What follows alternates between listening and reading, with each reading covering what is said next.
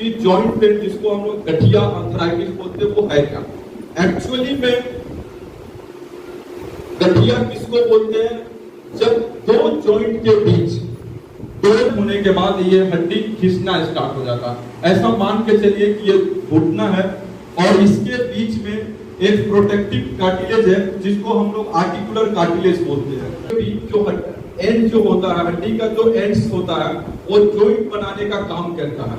उसके ऊपर एक प्रोटेक्टिव कार्टिलेज होता है जिसमें मोबिलिटी होता है, मतलब और इसके बीच में एक प्रोटेक्टिव कार्टिलेज है जिसको हम लोग आर्टिकुलर कार्टिलेज बोलते हैं। ये सपोज मान के चलेंगे, ये इस तरीके से ये कार्टिलेज है, इसको हम लोग ग्रीस समझ गए, ठीक है। ये ग्रीस जैसे जैसे धीरे धीरे समाप्त होता है, ये दोनों जॉइंट आपस में मिल जाते हैं और जब ये मिलते हैं आपस में तो ये एक हड्डी दूसरे हड्डी से फ्रिक्शन होता है, घर्षण होता है, और घर्षण होने के बाद, घर्षण होने के बाद, फ्रिक्शन होने के बाद, खींच जाने के बाद यहाँ पर स्वेलिंग आ जाता है, मतलब फूल जाता है, अकड़न जकड़न स्टार्ट हो जाती है। क्या हो जाता है?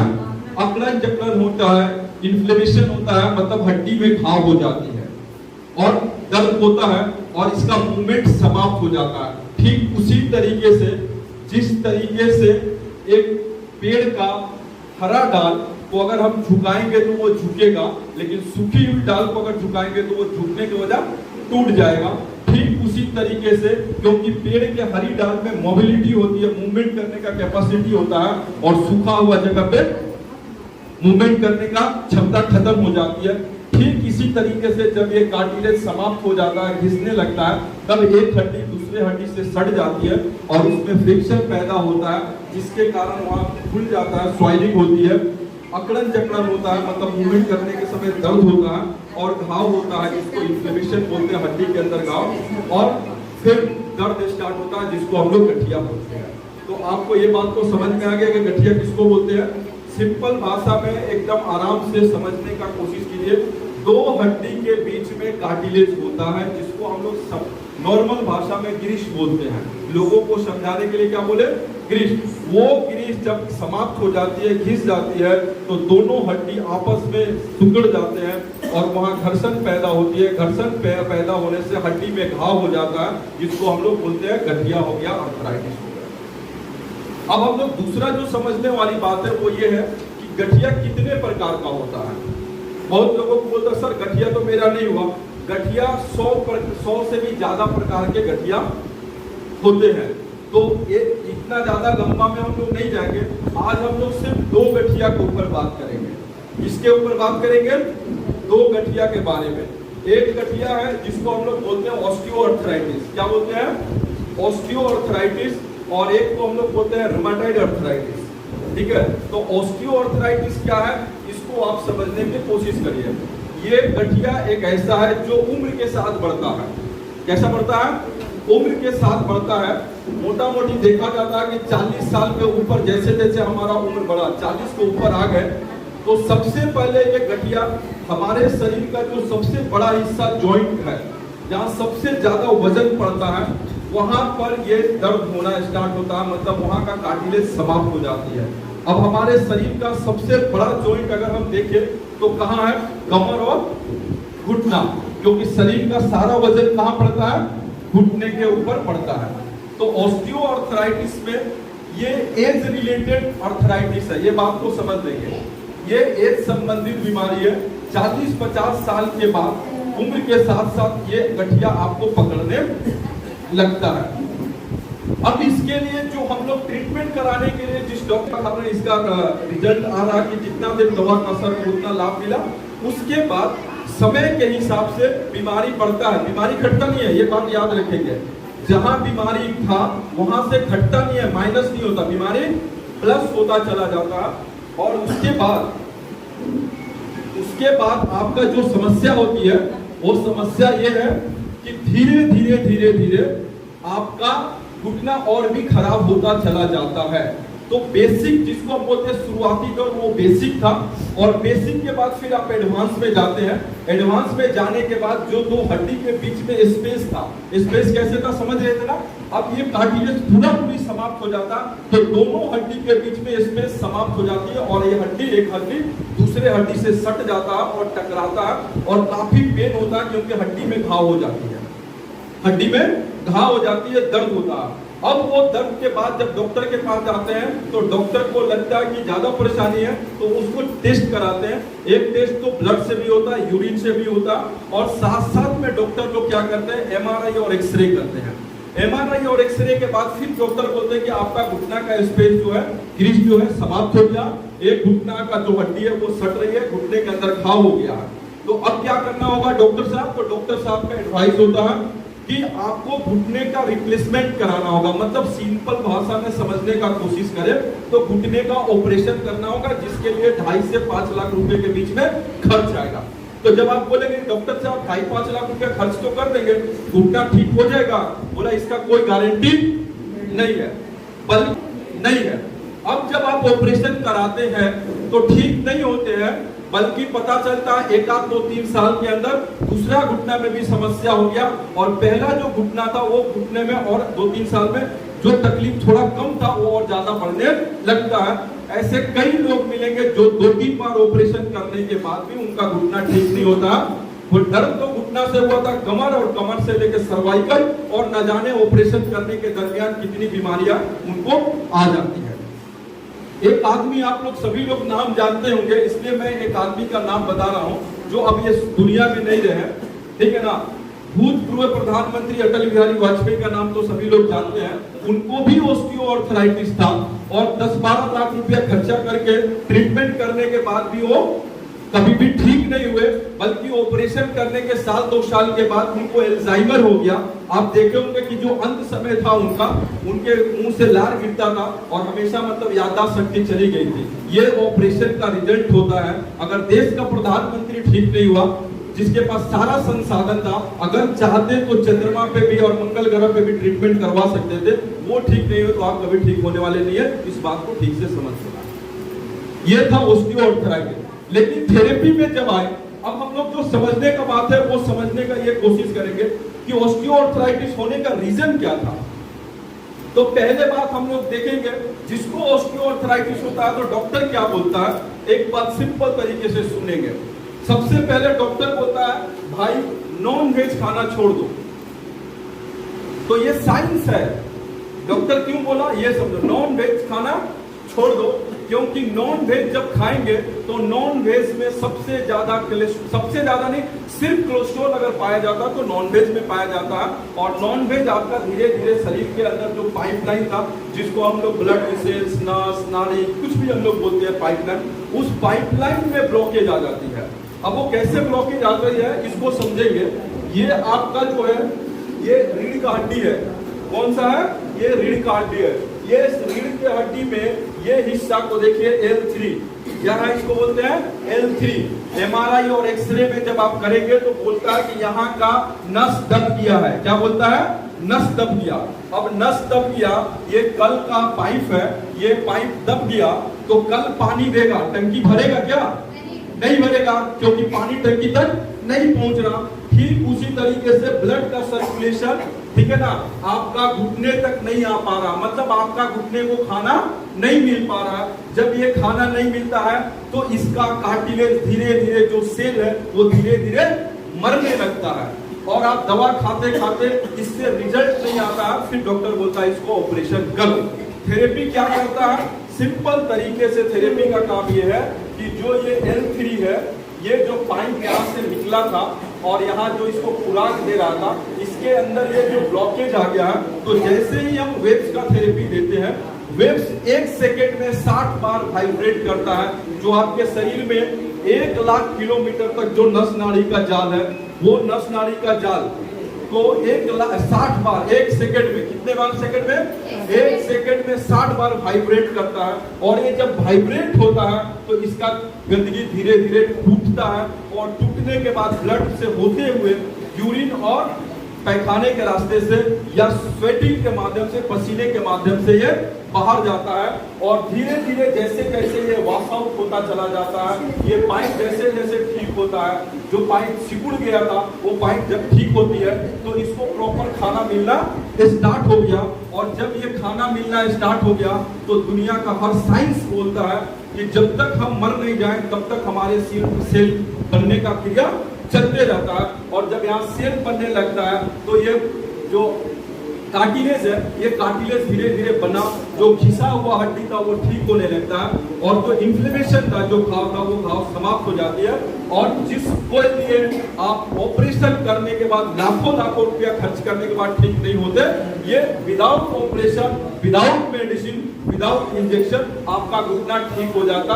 ये काम थेरेपी करता, जो आप रिजल्ट के रूप में 15 दिन में, 20 दिन में लोगों को बोला कि दवा छोड़ दिए है और दवा छोड़ने के बाद 15-20 दिन में घुटने में थोड़ा आराम आ रहा है, तो थोड़ा आराम ये बतलाता है कि आप रिजल्ट की तरफ बढ़ रहे हैं। ये काम थेरेपी करता है। इसलिए आप लोगों को एक जोरदार ताली मारना चाहिए। इसमें हजारों लाखों रुपया खर्च करने के बाद जिसका इलाज नहीं, वो आपको थेरेपी करता है। इसको बोलते हैं ऑस्टियोआर्थराइटिस। हमने ये बोला कि बात बताया वो खाना पीना स्टार्ट कर दे तो फिर वो ऑस्टियोआर्थराइटिस से हमेशा हमेशा के लिए उनको मुक्ति मिल जाएगा।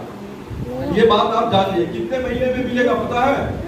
जिन लोगों को घुटना खराब हो चुका है 6 से लेकर 8 महीने में, कितना 6 से 8 महीने में उनको इतना मिराकल, इतना चमत्कारी रिजल्ट आएगा। अच्छा एक बात बताइए, आपको ऑस्टियोआर्थराइटिस हो गया, डॉक्टर आपको दवा दे दिया, डॉक्टर बोला नॉन वेज नहीं खाना, आप नॉन वेज खाएंगे, बीमारी ठीक होगी? डॉक्टर आपको बोला ठीक है ना ठंडा से बचो, आप ठंडा में जाएंगे, आप बचेंगे? दोनों चीज को समझने का जरूरत है। डॉक्टर दवा दिया और साथ में परहेज करने का तरीका बताया। डॉक्टर आपको शुगर का मेडिसिन दिया, बोला मिठाई नहीं खाने का, नॉन वेज नहीं खाने का, चावल नहीं खाने का। आपने डॉक्टर का दवा भी खा रहे हैं, नॉन वेज भी खा रहे हैं, रसगुल्ला भी खा रहे हैं और साथ में चावल भी खा रहे हैं। आपका शुगर ठीक होगा? एक भी आदमी खड़ा होकर बोले हाँ सर शुगर ठीक हो जाएगा, हाथ उठाइए, मैं ऐसे महान पुरुष से मिलना चाहता हूँ। आप कभी क्यों नहीं सोचते हैं कि दवा का रोल क्या है? अगर दवा ठीक करता तो फिर हमको पालन करने को क्यों बोला गया? बात को ठीक से समझिए। दवा अगर मान के चलिए दवा ठीक करता तो पालन करने का जरूरत नहीं है, रसगुल्ला खाते रहिए, दवा भी खाइए, शुगर ठीक ही होना चाहिए। लेकिन ऐसा नहीं है। क्यों नहीं है आप सोचिए। किसी भी बीमारी के लिए डॉक्टर दवा के साथ आपको क्या बोलता है? मेडिसिन के साथ परहेज। और मैं आपको पूरी जिम्मेवारी के साथ बोलता हूं, एक भी व्यक्ति पूरे संसार में नहीं है जिन्होंने डॉक्टर को इलाज करने के लिए दवा खाया और डॉक्टर जो बोला परहेज करने को वो परहेज किए बगैर उनका बीमारी नॉर्मल हो, ऐसा एक भी व्यक्ति आपको नहीं मिलेगा। तो काम कौन कर रहा है ये आपको समझने का जरूरत है। दूसरा बात, मेडिसिन का प्रभाव। मेडिसिन जो केमिकल है वो ब्लड में जाता है और ब्लड में जाकर धीरे धीरे जितना ऑर्गन है उसके ऊपर गंदगी डिपॉजिट करता है। एक बीमारी ठीक नहीं हुआ, दूसरा तीसरा चौथा बीमारी मल्टीपल हिसाब से आपका ऑर्गन डैमेज होने लगता है। ये दिन में नहीं होता, तुरंत नहीं होता है।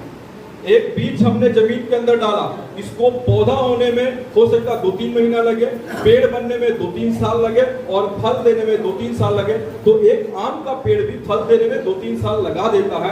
ठीक उसी तरीके से एक सेल जब माँ के पेट में जाता है, ठीक है ना, जो स्पर्म बोलते हैं, उसमें भी माँ के पेट में 9 महीने के बाद ही धरती पे एक बेटा जन्म लेता और वो भी चलता 1.5 साल के बाद है और यंग होने में, जवान होने में 18-20 साल लगा देता है।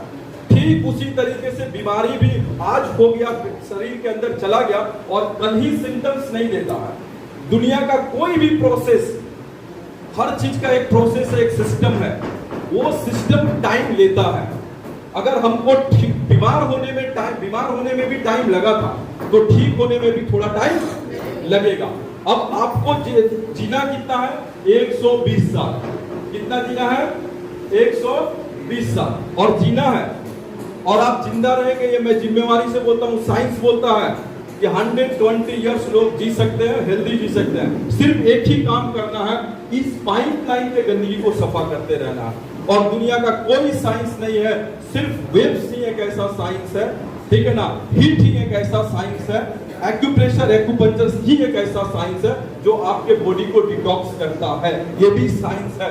मेडिसिन बॉडी था ऑस्टियोआर्थराइटिस। दूसरा हमारा होता है, अच्छा ये बीमारी किसमें होता है, गठिया किसमें होता है, जेंट्स में ज्यादा या लेडीज में? आप बोलेंगे गठिया नामक बीमारी सबसे ज्यादा किसको होता है? और दूसरा एक होता है रूमेटॉइड अर्थराइटिस। रूमेटॉइड अर्थराइटिस क्या होता है? ये दर्द। अच्छा, ऑस्टियोआर्थराइटिस का लक्षण कैसे समझेंगे? जब आप सुबह में सोकर उठेंगे तो सोने वाला अवस्था में, रेस्ट अवस्था में दर्द कम हो जाता है। रेस्ट अवस्था में जब आप सोए रहेंगे, जब आप बैठ जाएंगे तो वो दर्द धीरे धीरे कम होता है शुरुआती दौर में। लेकिन जब एक्टिविटीज करेंगे, मतलब चलने लगेंगे, तो उस जॉइंट के ऊपर स्ट्रेस पड़ता है, दबाव पड़ता है, प्रेशर पड़ता है, तो वो दर्द बढ़ता है। तो जब कभी आपके साथ ऐसा हो कि बैठने के बाद जॉइंट का दर्द धीरे धीरे समाप्त हो जाए, मतलब ठीक होने लगे, लेकिन एक्टिविटीज के साथ, चलने फिरने दौड़ने के साथ वो दर्द बढ़े, तो आप समझ लेना इसी को बोलते हैं osteoarthritis. MRI, X-ray, blood, urine कोई टेस्ट का जरूरत नहीं है, क्योंकि पेशेंट से बड़ा दुनिया में उसके शरीर के लिए उससे बड़ा डॉक्टर होता ही नहीं है। ये बात सिंपल है। जितना भी आप डॉक्टर के पास जाओ, डॉक्टर को बोलोगे डॉक्टर साहब मेरा इधर घुटने में दर्द हो रहा, अच्छा दर्द हो रहा, कितना दर्द हो रहा, ये कोई बता सकता है क्या शब्द से? ये कोई बता सकता है? वो कौन बता सकता है? मैं मेरा घुटने का दर्द महसूस करता हूं, इसलिए मेरे शरीर के लिए मुझसे बड़ा डॉक्टर इस धरती पे कोई नहीं है, मुझसे बड़ा डायग्नोसिस कोई नहीं है मेरे शरीर के लिए। इसलिए आप जितने लोग बैठे हैं, आपसे बड़ा डायग्नोसिस करने वाला कोई नहीं है इस धरती पे, कोई मशीन ही नहीं बना, क्योंकि आपको मालूम है परेशानी आपको कहां और कैसे और कितना हो रहा है। इसलिए कोई एक्सरे रिपोर्ट का जरूरत नहीं है। ये ऑस्टियोआर्थराइटिस का लक्षण है और इसको चुटकी बजा के ठीक किया जा सकता है शुरुआती दौर में विदाउट मेडिसिन, सिर्फ थेरेपी से। इसलिए जोरदार क्लैपिंग आपको होना जरूरी है। और क्लैपिंग भी क्यों? हमारे लिए नहीं, क्लैपिंग इसलिए कि शरीर में 365 एक्यूप्रेशर पॉइंट होता है, जो सबसे ज्यादा हाथ के थैली माने हथेली और पैर के तालु में होता है। जितना ज्यादा क्लैपिंग हम ऐसे ऐसे करेंगे, उतना ज्यादा एक्यूप्रेशर पॉइंट एक्टिव होगा। अब हम बताते हैं रूमेटॉइड अर्थराइटिस का लक्षण क्या है, ऑस्टियोआर्थराइटिस का लक्षण क्या है? जब आप काम करेंगे तो वो दर्द बढ़ेगा और जब आराम करेंगे तो दर्द कम होगा। रूमेटॉइड अर्थराइटिस में ठीक उसका उल्टा होता है। जब आप रेस्ट की अवस्था में होंगे तो दर्द बढ़ेगा और जब एक्टिविटीज करेंगे तो वो दर्द कम होगा। जब सुबह में सोकर उठे और आपका कमर पकड़ा हुआ रहे, घुटना पकड़ा हुआ रहे, पैर के अंगुली में अकड़न जकड़न या दर्द महसूस होता है, और जैसे ही उठकर अपना काम करना स्टार्ट किए, ब्रश करना, लैट्रिन करना, नहाना धोना, सारा काम करें, तो घंटा 2 घंटे के अंदर वो दर्द समाप्त हो जाए, तो आप समझ लेना। और ये डेली चल रहा, बीच बीच में रुक रुक के चल रहा, तो इसी को बोलते हैं रूमेटॉइड अर्थराइटिस। यही गठिया है। जब लोग आते तो बोलते हैं गठिया है, तो बोलते हैं सर गठिया नहीं है, तो क्या है? ये गठिया है, जॉइंट में दर्द हो रहा और ये सिम्टम्स आना, तो ये रूमेटॉइड अर्थराइटिस है। और ये बीमारी आपको जानकर ताजुब होगा 3:1 में होता है। कितने में? 3:1। 3 का मतलब 3 महिलाओं को तो 1 पुरुष को। 3 महिला तो 1 पुरुष। ठीक है? क्यों? इसका कारण बताएंगे। सबसे पहले तो दिमाग का ट्रीटमेंट करेंगे, बाद में थेरेपी। ये 3:1 में होता है। और आपको बता दे, पूरे दुनिया में 2% लोग, कितने? दुनिया का टोटल आबादी का 2% से ओवर लोग गठिया से पीड़ित हैं। अकेला अमेरिका में 5 से 6%, और हिंदुस्तान में इसका डेटा नहीं आया। हिंदुस्तान में इसका डेटा नहीं दिया गया कि कितने लोग गठिया से पीड़ित है। लेकिन मेरा ऐसा अनुमान है कि कम से कम इस देश का 82 करोड़ आबादी 35 साल से ऊपर है। कितना? 82 करोड़ आबादी, ठीक है ना? भारत का 82 करोड़ आबादी 35 साल से ऊपर है। तो मेरा मानना है कि भारत में कम से कम 20% से ऊपर लोग, मतलब हर 5 लोगों में 1 लोगों को गठिया हो चुका है। ये डेटा गवर्नमेंट ने नहीं लाया, लेकिन ये डेटा है। क्योंकि आप जिन घरों में देखेंगे 40-50 साल के ऊपर है, तो मेरा सर्वाइकल का प्रॉब्लम है, गर्दन में दर्द है, तो मेरा शोल्डर में दर्द है, तो मेरा इधर दर्द है, तो मेरा उंगली में दर्द है, तो मेरा इस उंगली में दर्द है, ये सारा का सारा जॉइंट में पेन है, मतलब ये गठिया है। एकदम सिंपल भाषा में समझिए, हड्डी में दर्द है, हड्डी फूला है, हड्डी में सूजन है, हड्डी में अकड़न जकड़न है, तो इसी को गठिया बोलते हैं और कुछ गठिया होता नहीं है। सिर्फ करना क्या है, थेरेपी लेते रहना है। तो रूमेटॉइड अर्थराइटिस कई कारण होते हैं होने का।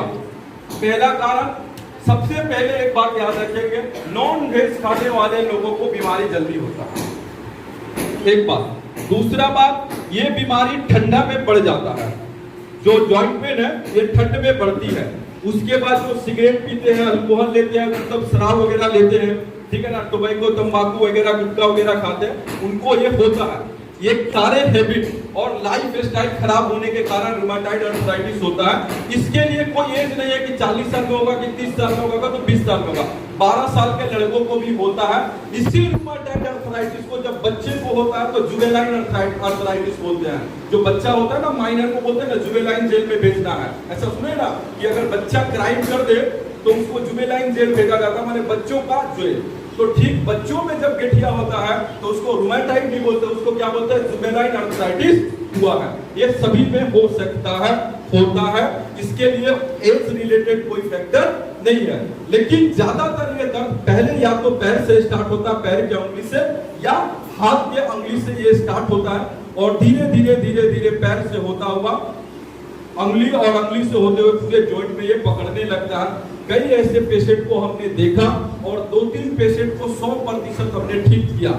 ऐसे पेशेंट को देखा जो बेड के ऊपर सोए हुए हैं, उनका मूवमेंट बंद हो गया है। उनको 2-2 नौकर लगते हैं, बाथरूम ले जाते हैं, और वो बाथरूम ले जाते हैं तो बाथरूम करते हैं। और कई समय 2 महिलाओं को तो मैंने देखा था जो बाथरूम करने के दरमियान उनका साड़ी भी चेंज करना पड़ता था। मतलब ऐसा कंडीशन हो जाता है, मतलब पूरा स्टिफनेस आ जाती है, आपका मूवमेंट बंद हो गया। मतलब अगर ऐसे लोगों को छू देंगे ऐसे करको और बताइए, अरे बाप रे बाप, ऐसे करके आप बिलीव कीजिए ऐसा होता है। मतलब हड्डी के अंदर इतना जख्म बन गया कि जैसे ही हड्डी को टच करेंगे, जैसे आपके एक घाव हो गया, घाव में ऐसे कोई मारेगा तो कितना चिल्लाएंगे, ठीक हड्डी में जख्म हो गया, जैसे टच करते हैं वो चिल्ला पड़ते हैं।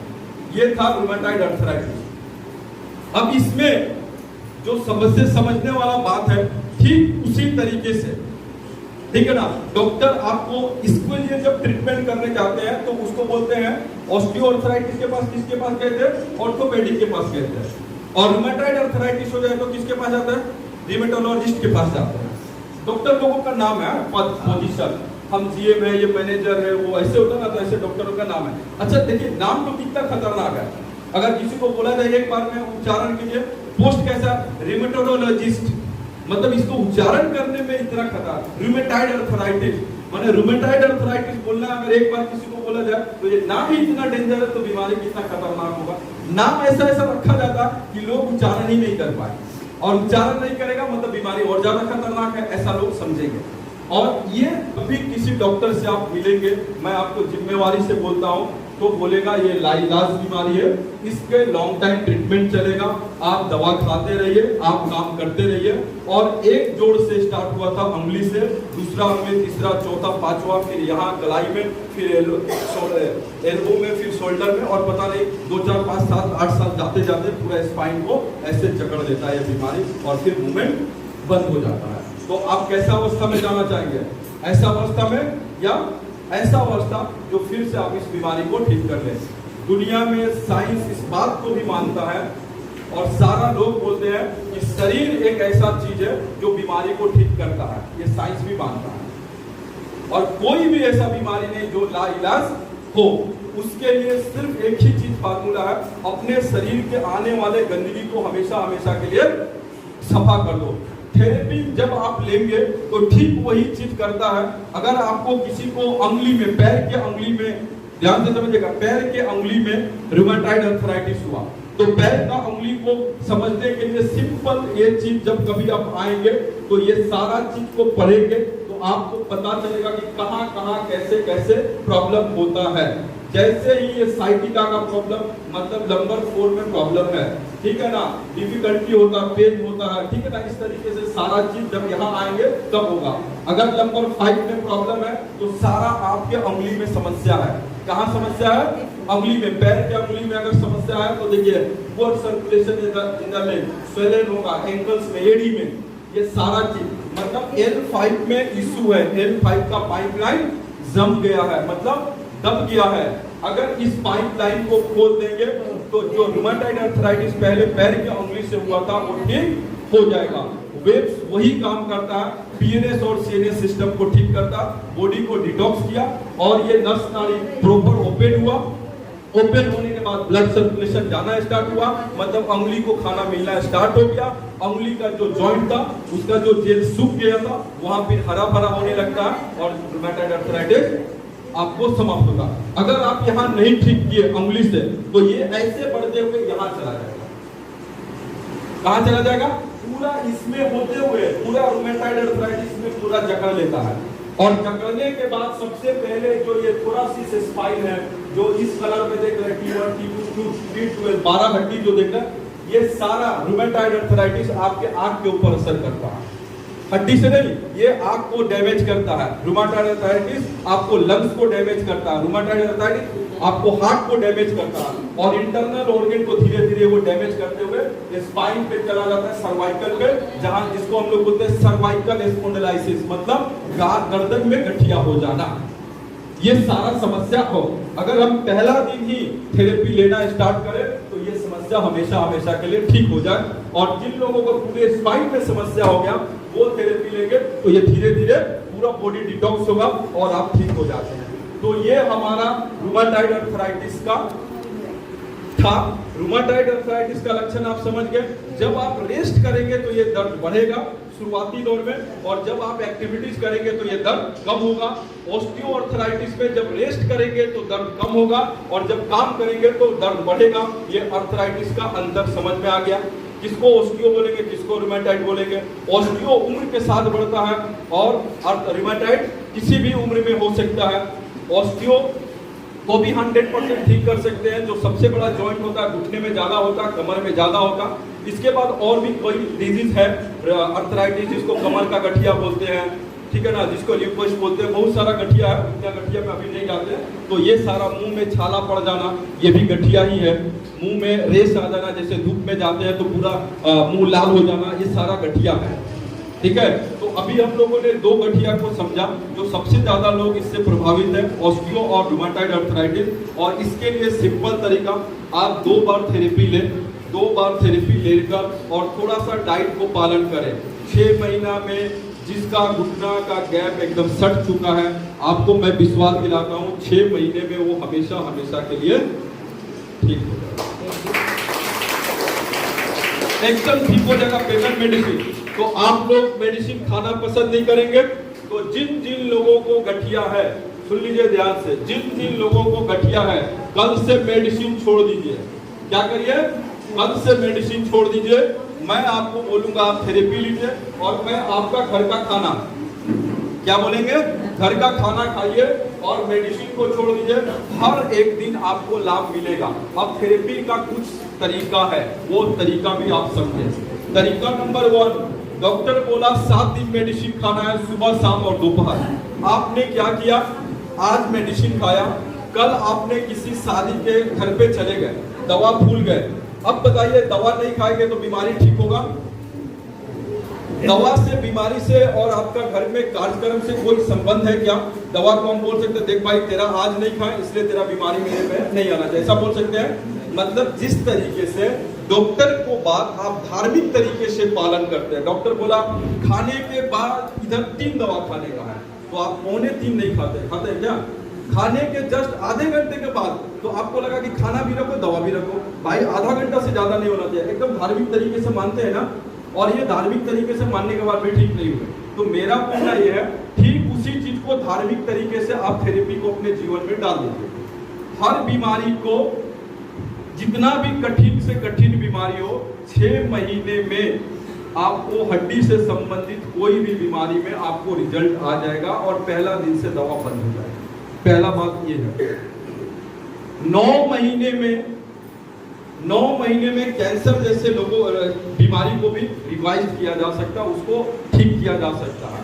और सबसे ज्यादा समय जिस बीमारी को ठीक होने में लगता है वो है स्किन डिजीज। कौन सा बीमारी? स्किन से संबंधित बीमारी को सबसे ज्यादा समय लगता है, उसके लिए 1 ईयर लगता है। कितना? 1 साल। क्योंकि पेट से जितना दूर जो शरीर का ऑर्गन होगा उसको ठीक होने में उतना टाइम लगता है, और स्किन हमारा पेट से सबसे ज्यादा दूरी पे होता है, इसलिए स्किन से बीमारी को परमानेंट ठीक करने के लिए 1 ईयर लगेगा। और उसके बाद अपने जीवन में एक बार थेरेपी लेते रहिए। कभी मेरा बात है कि आप हजारों लाखों बीमारी को सिर्फ और सिर्फ थेरेपी और डाइट से ठीक कर सकते हैं। ये गारंटी से बोल रहा हूं, पहला दिन से आपको रिजल्ट मिलेगा। इस बात को आप ध्यान में रखिए।